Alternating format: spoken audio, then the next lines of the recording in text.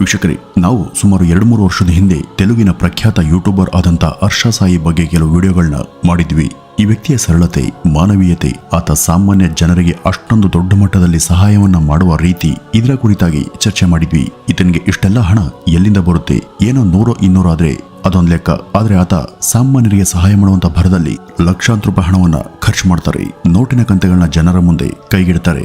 ಕಷ್ಟದಲ್ಲಿ ಇರೋರಿಗೆ ಸಹಾಯ ಮಾಡೋದೇನೋ ಸರಿ, ಆದ್ರೆ ಹಾಗಂತ ಇಷ್ಟೊಂದು ಹಣ ಕೊಡೋದಿಕ್ಕೆ ಆತ ಕುಬೇರನ ವಂಶದವನ ಅನ್ನೋದು ಹಲವರ ಪ್ರಶ್ನೆ ಇತ್ತು. ಬಡತನ ನಿರ್ಮೂಲನೆಗೆ ಮುಂದಾಗೋದಿಕ್ಕೆ ಸರ್ಕಾರವೇ ಹಿಂಜರಿಯುವಾಗ ಈತ ಹೇಗೆ ಇಷ್ಟೆಲ್ಲ ರೀತಿಯಲ್ಲಿ ನೆರವಾಗ್ತಾನೆ? ಈತನ ಆದಾಯದ ಮೂಲ ಏನು? ಯೂಟ್ಯೂಬ್ನಿಂದ ಬರುವಂತ ಹಣವನ್ನ ಈ ರೀತಿ ದಾನ ಕೊಟ್ರೆ ಈತ ಜೀವನ ಮಾಡೋದಾದ್ರೂ ಹೇಗೆ? ಇನ್ನು ಇದೆಲ್ಲಕ್ಕೂ ಈತನಿಗೆ ಫಂಡ್ ಅನ್ನ ಮಾಡೋರು ಯಾರು? ಈತನಿಗೆ ಸಾಲ ಕೊಡೋದು ಯಾರು? ಈತ ಹಣ ಮಾಡೋದು ಹೇಗೆ ಎಂಬ ಅನೇಕ ಪ್ರಶ್ನೆಗಳನ್ನ ವರ್ಷಗಳ ಹಿಂದೆನೆ ಚರ್ಚೆ ಮಾಡಿದ್ವಿ. ಅಥವಾ ಇದೆಲ್ಲ ಜಸ್ಟ್ ಗಿಮಿಕ್ ಇರಬಹುದಾ? ಪ್ರಮೋಷನ್ಗೆ ಆತ ಹೀಗೆಲ್ಲ ಮಾಡಬಹುದಾ? ಇದೆಲ್ಲ ಸುಳ್ಳಿರಬಹುದಾ? ಫೇಕ್ ವಿಡಿಯೋಗಳ ಮೂಲಕ ಈತ ಜನಪ್ರಿಯತೆಯನ್ನ ಪಡೆಯುತ್ತಿದ್ದಾನಂತ ಅನುಮಾನಗಳು ಕೂಡ ಹರಿದಾಡಿದ್ವು. ಆದ್ರೆ ಈತ ಜನರಿಗೆ ಸಹಾಯ ಮಾಡ್ತದಂತೂ ನಿಜ. ಜನ ಈತನಿಂದ ಹಣದ ಸಹಾಯ ಪಡೆದಿದ್ದು ಕೂಡ ನಿಜಾನೇ. ಆದ್ರೆ ಈ ಹಣದ ಮೂಲ ಏನು? ಇದೊಂದು ಸಂಗತಿ ಮಾತ್ರ ರಹಸ್ಯವಾಗಿಯೇ ಉಳಿದಿತ್ತು. ಈತನಿಗೆ ಯಾರೋ MNCಗಳು ಹಣದ ಸಹಾಯ ಮಾಡ್ತಿವೆ ಅಥವಾ ಹಣದ ಫಂಡಿಂಗ್ ಮಾಡ್ತಿದ್ದಾರೆ ಅಂತ ಜನ ಮಾತನಾಡ್ಕೊಳ್ತಿದ್ರು. ಆದ್ರೆ ಇದಕ್ಕೆ ಸಂಬಂಧಪಟ್ಟಂತ ವಿವರ ಮಾತ್ರ ಅಧಿಕೃತವಾಗಿ ಎಲ್ಲೂ ಕೂಡ ಬಹಿರಂಗವಾಗಿರಲಿಲ್ಲ. ಆದ್ರೆ ಈಗ ಈ ಒಂದು ವಿಷಯದ ಅಸಲಿಯತ್ತು ಏನು ಅಂತ ನಾನು ನಿಮ್ಗೆಲ್ಲ ಹೇಳ್ತೀನಿ ಅಂತ ಯುವ ಸಾಮ್ರಾಟ್ ರವಿ ಎಂಬುವರು ಸಾಕ್ಷಿ ಸಮೇತ ಆರೋಪ ಮಾಡಿದ್ದಾರೆ. ಅವ್ರು ಹೇಳೋ ಪ್ರಕಾರ ಈ ಹರ್ಷ ಸಾಯಿ ಪೇಯ್ಡ್ ಹಾಗೂ ನಕಲಿ ಬೆಟ್ಟಿಂಗ್ ಆಪ್ಗಳ ಪ್ರಮೋಷನ್ ಇಂದ ಪಡೆದಂತ ಹಣದಿಂದ ಇದನ್ನೆಲ್ಲ ಮಾಡ್ತಿರೋದಾಗಿ ಹಾಗೂ ಕೆಲವು ಕುಟುಂಬಗಳನ್ನ ಆತ ತನ್ನ ವಿಡಿಯೋಗಳಿಗಾಗಿ ತಯಾರು ಮಾಡಿ ಕ್ಯಾಮೆರಾ ಮುಂದೆ ನಿಲ್ಲಿಸ್ತಾನೆ ಅಂತ ಆರೋಪಿಸಿದ್ದಾರೆ. ಹೌದು, ಕಳೆದ 4-5 ದಿನಗಳಿಂದ ಈ ಒಂದು ಸುದ್ದಿ ತೆಲುಗಿನ ಎಲ್ಲ ವಾಹಿನಿಗಳಲ್ಲೂ ಕೂಡ ಸಂಚಲನ ಸೃಷ್ಟಿ ಮಾಡಿದೆ. ಈ ಬಗ್ಗೆ ಹರ್ಷ ಸಾಯಿ ಅವರ ವಿರುದ್ಧ ಯುವ ಸಾಮ್ರಾಟ್ ರವಿ ಎಂಬುವರು ಸಾಕ್ಷಿ ಸಹಿತ ಆರೋಪಿಸಿದ್ದಾರೆ. స్పోర్ట్స్ నాలెడ్జ్ ఇలాంటి వాటికి సంబంధించిన సింపుల్ క్వశ్చన్స్ కి ఎస్ ఆర్ నో అని సమాధానం చెప్తూ ప్రాఫిట్స్ ని పొందే అవకాశం ఉంది. ఉదాహరణకి ఈ రోజు జరగబోయే ముంబై వర్సెస్ ఢిల్లీ మ్యాచ్ లో ముంబై గెలుస్తుందా? Yes or no. ఒకవేళ మీరు అనుకున్నది కనుక కరెక్ట్ అయితే ప్రాఫిట్స్ ని పొందొచ్చు. ప్రోబోని ఆల్మోస్ట్ 2.5 కోట్ల మంది వాడుతున్నారు. ఇక్కడ అమౌంట్ ని add and withdraw, UPI and phone pay లాంటివి వాడి చేయొచ్చు. బై ద వే, ప్రోబో వాళ్ళ యూజర్స్ కి ఐఫోన్స్ ని కాస్ట్ని యూఏగా ఇస్తున్నారు. కేవలం మీ ఆసక్తి బట్టి మాత్రమే ఈ లింక్ వాడి డౌన్లోడ్ చేసుకొని వాడచ్చు. ఇంకా చాలా ఇంకా చాలా చాలా ఏంటండి అసలు ఇంకా చాలా బ్యాటరీ న్యూస్ అనే ప్లాట్ఫామ్ తో స్పోర్ట్స్ అప్డేట్స్ ని పొందడం మాత్రమే కాదు, ఎన్నో గేమ్స్ ని ఆడొచ్చు, క్యాష్ ని గెలవచ్చు. స్కై అనే ప్రోమో కోడ్ వాడి మీ డిపాజిట్ పైన 150% బోనస్ తో పాటు 50 ఫ్రీ స్పిన్స్ ని కూడా పొందొచ్చు.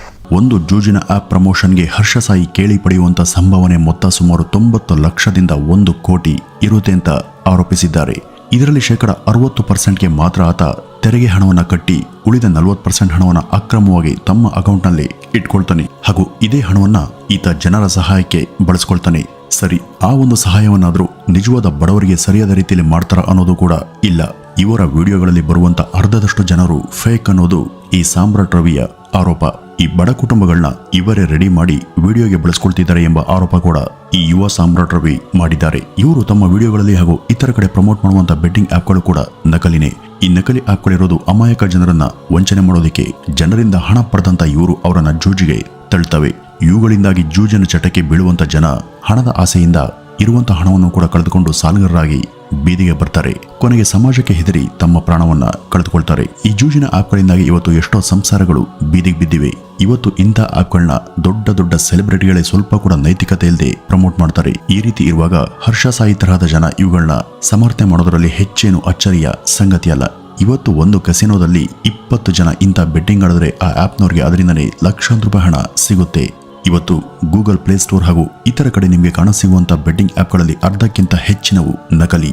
ಇವುಗಳಿಗೆಲ್ಲ ಯಾವುದೇ ಗ್ಯಾರಂಟಿ, ಲೈಸೆನ್ಸ್ ಇದ್ಯಾವುದೂ ಕೂಡ ಇರೋದಿಲ್ಲ. ಇವು ಕನಿಷ್ಠ ಅಧಿಕೃತವಾಗಿ ರಿಜಿಸ್ಟರ್ ಕೂಡ ಆಗಿರೋದಿಲ್ಲ. ಇಲ್ಲಿ ಹಣ ಕಳೆದುಕೊಂಡ್ರೆ ನಿಮ್ಮ ಹಣಕ್ಕೆ ಯಾರು ಕೂಡ ಹೊಣೆ ಹೊರೋದಿಕ್ಕೆ ಸಿದ್ಧರಿರೋದಿಲ್ಲ. ಏನಾದ್ರೂ ಮೋಸ ನಡೆದಾಗ ನೀವಲ್ಲಿ ಯಾರನ್ನೂ ಕೂಡ ಕೇಳೋದಿಕ್ಕೆ ಬರೋದಿಲ್ಲ. ನಟ ಶಾರುಖ್ ಖಾನ್ರ ಒಟ್ಟಾರೆ ಆಸ್ತಿ ಎಲ್ಲ ಮೂಲಗಳಿಂದ 12,000 ಕೋಟಿಯನ್ನ ದಾಟುತ್ತೆ. ಇಷ್ಟೆಲ್ಲ ಹಣ ಇರುವಂತ ಇವರು ಕೂಡ ಇಂಥ ದಂಧೆಗಳನ್ನ ಆನ್ಲೈನ್ ನಲ್ಲಿ ಪ್ರಮೋಟ್ ಮಾಡ್ತಾರೆ. ಇವು ನಕಲಿ ಹಾಗೂ ವಂಚನೆಯ ಜಾಲಗಳು ಅಂತ ಅವ್ರಿಗೂ ಗೊತ್ತು. ಆದ್ರೆ ಜಸ್ಟ್ 2 ನಿಮಿಷ ಪ್ರಮೋಟ್ ಮಾಡಿದ್ರೆ ಕೋಟಿಗಟ್ಟಲೆ ಹಣ ಸಿಗೋದಾದ್ರೆ ಸಾಮಾಜಿಕ ಪ್ರಜ್ಞೆ ಯಾರ್ಗ್ಬೇಕಲ್ವಾ? ಚಿತ್ರೋದ್ಯಮದಲ್ಲಿ 2-3 ದಶಕಗಳ ಕಾಲ ಎಷ್ಟು ಕಷ್ಟಪಟ್ಟು ಸಾಕಷ್ಟು ಹಣ, ಹೆಸರು, ಕೀರ್ತಿ ಗಳಿಸಿದಂತ ಈ ಮಹಾನಟರೇ ಅದರ ಒಳಿತು ಕೆಡುಗಳ ಬಗ್ಗೆ ಯೋಚಿಸದೆ ಇಂಥ ಆಪ್ಗಳನ್ನ ಪ್ರಮೋಟ್ ಮಾಡುವಾಗ ಈ ಹರ್ಷ ಸಾಯಿ ಅಂತ ಯುವಕರು ಇಂಥ ಸೋಗಿಗೆ ಬೀಳೋದು ಅತ್ಯಂತ ಸಹಜ ಸಂಗತಿ ಅನ್ನೋದು ಕೂಡ ಈ ರವಿ ಅವರ ಅಭಿಪ್ರಾಯ. ದುಡ್ಡು ಯಾರಿಗೆ ತಾನೇ ಬೇಡ ಹೇಳಿ? ಹಾಗಂತ ಅದನ್ನ ಸಿಕ್ಕ ಕಳ್ಳ ದಾರಿಗಳಲ್ಲಿ ಕಂಬಳಿಸೋದಕ್ಕೆ ಮುಂದಾದ್ರೆ ವಿವೇಕ ಅಲ್ಲ.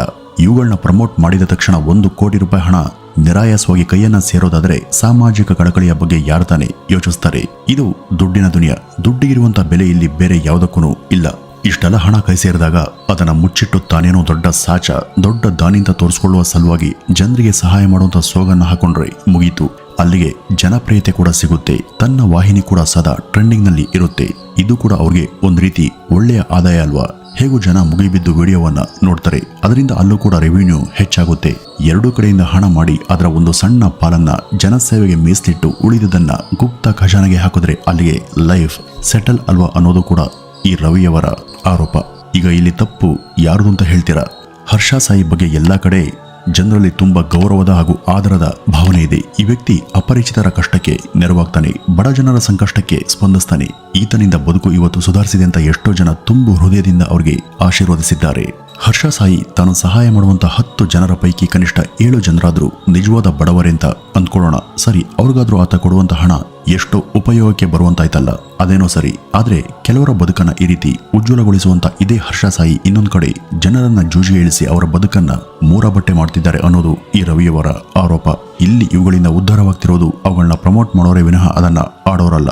ಇವುಗಳನ್ನ ಪ್ರಮೋಟ್ ಮಾಡುವಂತ ಹೃತಿಕ್ ರೋಷನ್, ಶಾರುಖ್ ಖಾನ್, ಅಜಯ್ ದೇವ್ಗನ್, ಸಲ್ಮಾನ್ ಇವರ್ಯಾರು ಕೂಡ ಇವುಗಳನ್ನ ಆಡೋದಿಲ್ಲ. ಅದು ಅವ್ರಿಗೆ ಬೇಕಾಗೂ ಇಲ್ಲ. ಆದರೆ ಇವುಗಳ ಸತ್ಯಾಸತ್ಯತೆ ಬಗ್ಗೆ ತಿಳಿದಂತ ಜನ ಹಣದಾಸೆಗೆ ಅಥವಾ ಶೋಕಿಗೆ ಅಥವಾ ಬೇರಿನ್ಯಾವುದೋ ಒತ್ತಡಕ್ಕೆ ಸಿಲುಕಿ ಇವುಗಳಲ್ಲಿ ಭಾಗಿಯಾಗಿ ನಷ್ಟವನ್ನು ಅನುಭವಿಸುತ್ತಿದ್ದಾರೆ. ಯಾರೇ ಇವುಗಳನ್ನ ಪ್ರಮೋಟ್ ಮಾಡಲಿ, ಇವುಗಳ ನೈಜ ಮುಖ ನಮಗೆ ಮೊದಲು ತಿಳಿಬೇಕು. ಇವುಗಳಿಂದ ದೂರ ಇರಬೇಕೆಂಬ ವಾಸ್ತವಿಕ ಹಾಗೂ ಪ್ರಾಥಮಿಕ ಪ್ರಜ್ಞೆ ಮೊದಲು ನಮ್ಮಲ್ಲಿರಬೇಕು. ನಮ್ಮ ಬುದ್ಧಿ ಮತ್ತು ವಿವೇಕ ನಮ್ಮ ಕೈಲಿದ್ದಾಗ ಯಾವುದೇ ಸಮಸ್ಯೆ ಬರೋದಿಲ್ಲ. ಇವುಗಳಿಂದ ಕೆಲವರು ಏಕಾಏಕಿ ಲಕ್ಷಾಧೀಶರಾಗ್ತಾರೆ ಎಂಬ ಸುದ್ದಿಗಳು ಬರ್ತವೆ. ಅದು ಎಲ್ಲೋ ಲಕ್ಷಕ್ಕೂ ಅಥವಾ ಕೋಟಿಗೂ ಒಬ್ಬರು ಇರಬಹುದು. ನಾವು ಬೆವರನ್ನ ಹರಿಸಿ ಗಳಿಸಿದಂತ ಹಣನೇ ನಮ್ಮ ಕೈಲಿ ಹೆಚ್ಚು ಕಾಲ ಇರೋದಿಲ್ಲ. ಇನ್ನು ಸುಲಭವಾಗಿ ಬರುವಂತ ಹಣ ನಮ್ಮ ಹತ್ರ ಇರುತ್ತಾ? ಇದ್ರೂ ಕೂಡ ಅದು ಕ್ಷಣಿಕ. ಹರ್ಷ ಸಾಯಿ ಇರಲಿ ಅಥವಾ ಬೇರೆ ಯಾರೇ ಸೆಲೆಬ್ರಿಟಿಗಳನ್ನ ಇವತ್ತು ನಾವು ದೂಷಿಸೋದಕ್ಕೆ ಸಾಧ್ಯ ಇಲ್ಲ. ಅವ್ರ ಕೆಲಸವನ್ನು ಅವರು ಮಾಡ್ತಾರೆ, ನಮಗೂ ಕೂಡ ಒಂದು ಬದುಕಿರುತ್ತೆ. ಮೊದಲು ಅದರ ಕಡೆ ನಮ್ ಗಮನ ಇರಬೇಕು. ಇನ್ನು ಯೂಟ್ಯೂಬರ್ ಹರ್ಷ ಸಾಯಿ ಒಂದು ದೊಡ್ಡ ಸ್ಕ್ಯಾಮ್ ಹಣದ ಮಾಫಿಯಾವನ್ನ ನಡೆಸ್ತಿದ್ದಾರೆ ಎಂಬ ಆರೋಪ ಕೂಡ ಇದೆ. ಇಷ್ಟೆಲ್ಲ ಹಣವನ್ನ ಇಡೋದಕ್ಕೆ ಅವ್ರ ಬಳಿ 10 ಇತರ ಬ್ಯಾಂಕ್ಗಳ ಖಾತೆಗಳಿದೆ. ಇಷ್ಟೇ ಅಲ್ಲ, ಈ ಬೆಟ್ಟಿಂಗ್ ಇಳಿಯುವಂತ ಅನೇಕರ ಬಳಿ ಒಂದಕ್ಕಿಂತ ಹೆಚ್ಚು ಬ್ಯಾಂಕ್ ಅಕೌಂಟ್ಗಳು ಇರ್ತವೆ. ಎಲ್ಲ ಹಣ ಒಂದೇ ಕಡೆ ಇದ್ರೆ ಅದು ಕೂಡ ಸಮಸ್ಯೆನೇ. ಅದರಿಂದ ಐಟಿ ಇಲಾಖೆಗೆ ಮಾಹಿತಿ ಹೋಗಿ ಐಟಿ ರೈಡ್ ನಡೆಯುವಂತ ಸಾಧ್ಯತೆ ಕೂಡ ಇದೆ. ಅದಲ್ಲದೆ ಟೆಲಿಗ್ರಾಮ್ನಲ್ಲೂ ಕೂಡ ಇವತ್ತು ಜೂಜುಕೋರರು ಯಾವುದೇ ಭಯ ಇಲ್ಲದೆ ತಮ್ಮ ದಂಧೆಯನ್ನ ನಡೆಸಿದ್ದಾರೆ. ಹರ್ಷ ಸಾಯಿ ತರಹದ ಯೂಟ್ಯೂಬರ್ಗಳು ಟೆಲಿಗ್ರಾಮ್ ಹಾಗೂ ಇತರ ಕಡೆ ಇಂಥವುಗಳನ್ನ ಪ್ರಚಾರ ಮಾಡ್ತಿದ್ದಾರೆ ಅನ್ನೋದು ಈ ರವಿಯವರ ಆರೋಪ. ವೀಕ್ಷಕರೇ, ಈ ಆರೋಪಗಳು ಏನೇ ಇರಲಿ, ಇಲ್ಲಿ ಹರ್ಷ ಸಾಯಿ ನಿಜಕ್ಕೂ ಈ ಒಂದು ಕೆಲಸವನ್ನ ಮಾಡ್ತಿದ್ರೆ ಖಂಡಿತ ಅದು ತಪ್ಪು. ಇದರಲ್ಲಿ ಭಾಗಿಯಾಗುವ ಹಾಗೂ ಪ್ರಮೋಟ್ ಮಾಡುವವರ ಆದಾಯ ಹಲವು ಸಲ ಸ್ಟಾರ್ ಸಂಭಾವನೆಯಿಂದ ಕೂಡ ತುಂಬಾ ಜಾಸ್ತಿ ಇರುತ್ತಂತೆ. ಈ ಹಣದ ರೊಟೇಷನ್ ಹೇಗೆ ನಡೆಯುತ್ತೆ ಅಂತ ತಿಳಿದ್ರೆ ನಿಜಕ್ಕೂ ನಿಮಗೆ ಆಶ್ಚರ್ಯ ಆಗುತ್ತೆ. ದಿನವಿಡೀ ಕಷ್ಟಪಡೋರಿಗೆ 1,000 ರೂಪಾಯಿ ಗಳಿಸೋದು ಎಷ್ಟು ಸವಾಲಿನ ಕೆಲಸ. ಹೀಗಿದ್ದಾಗ ಐಷಾರಾಮಿ ಕಸಿನೋಗಳಲ್ಲಿ ಹೇಗೆ ಇವರೆಲ್ಲ ಲಕ್ಷಾಂತರ ರೂಪಾಯಿ ಮತ್ತು ಕೋಟ್ಯಾಂತರ ರೂಪಾಯಿ ಮೊತ್ತದ ಹಣವನ್ನು ಒಂದೇ ಕ್ಲಿಕ್ ಅಲ್ಲಿ ಗಳಿಸ್ತಾರೆ ಅಂತ ನೋಡಿದ್ರೆ ದುಡ್ಡಿನ ದುನಿಯಾದ ಮಾಯೆಯ ಬಗ್ಗೆ ನಮಗೆ ಅರಿವಾಗುತ್ತೆ. ವೀಕ್ಷಕರೇ, ಇದಿಷ್ಟು ಇವತ್ತಿನ ಈ ಒಂದು ವಿಡಿಯೋದ ಮಾಹಿತಿ. ನಮಸ್ಕಾರ.